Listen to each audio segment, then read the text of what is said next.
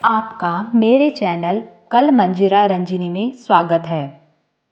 आज हम ज्योतिष के महाविज्ञान के बारे में बात करेंगे। ज्योतिष शास्त्र को वेद का नेत्र कहा गया है। जिस प्रकार नाक, कान और शरीर के सभी अंग ठीक होने पर भी यदि आँख ना हो तो मनुष्य कुछ नहीं कर सकता, उसी प्रकार ज्योतिष के बिना सभी वेद और हमारा जीवन निरर्थक है। भगवान ब्रह्मा जी का कथन है कि जो व्यक्ति ज्योतिष शास्त्र की अवज्ञा करता है और उसके द्वारा निर्धारित शास्त्रोक्त नियमों को नहीं मानता, वह नरक में जाता है और उसका जीवन मृत्यु तुल्य हो जाता है।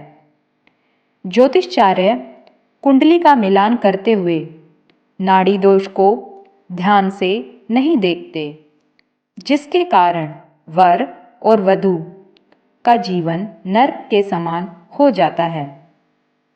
नाड़ी दोष को न मानने के कारण ही लाखों लोगों का दाम्पत्य जीवन समाप्त हो जाता है और वर अथवा वधू की अकाल मृत्यु हो जाती है। आजकल युवा लड़के लड़कियां लव मैरिज कर रहे हैं और बिना कुंडली मिलाए ही शादी कर लेते हैं। शादी के कुछ समय बाद ही जब उनमें से किसी एक की मृत्यु हो जाती है और उन्हें मृत्यु तुल्य कष्ट उठाने पड़ते हैं, तो उनका परिवार घबराकर ज्योतिषाचार्यों की तरफ भागने लगता है। दाम्पत्य जीवन बर्बाद होने के बाद जब परिवार को पता चलता है कि उनके बच्चों की कुंडली में नाड़ी दोष था, तो वे चाहकर भी कुछ नहीं कर पाते। महाब्रह्म ऋषि शिव कुमार स्वामी जी कहते हैं कि यह ब्रह्मा जी और महर्षि नारद का वचन है कि यदि कुंडली में नाड़ी दोष उत्पन्न हो तो किसी भी स्थिति में भूल कर भी विवाह नहीं करना चाहिए। जो व्यक्ति ऐसा करता है वह मृत्यु तुल्य जीवन भोगता है। महाब्रह्म ऋषि शिव कुमार स्वामी जी आगे कहते हैं कि अनेक ज्योतिषाचार्य नाड़ी दोष होने के बावजूद लड़का और लड़की का विवाह करा देते हैं और मात्र कुछ स्वार्थ के लिए ही कह देते हैं कि यह विवाह योग्य है। थोड़े से स्वार्थ के कारण ज्योतिषाचार्य उस नाड़ी दोष का समाधान बता देते हैं, जिसका समाधान शास्त्रों में कहीं नहीं है। ऐसा करने से कुछ समय बाद ही वर या वधू की अकाल मृत्यु हो जाती है, उसका जीवन पूरी तरह बर्बाद हो जाता है। नाड़ी दोष के कारण दंपति सदैव संतान रहित रहते हैं। दोनों में हमेशा झगड़ा की स्थिति रहती है।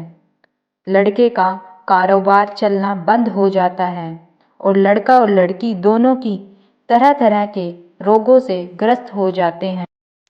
परम पूज्य महाब्रह्म ऋषि कुमार स्वामी जी कहते हैं कि हर माता पिता को कर्तव्य है कि वह अपने पुत्र या पुत्री का विवाह करते हुए कुंडली का मिलान अवश्य कर लें। कुंडली में भले ही अन्य दोष ना हो, मगर यदि नाड़ी दोष है तो उन्हें तुरंत विवाह पर विचार करना छोड़ देना चाहिए।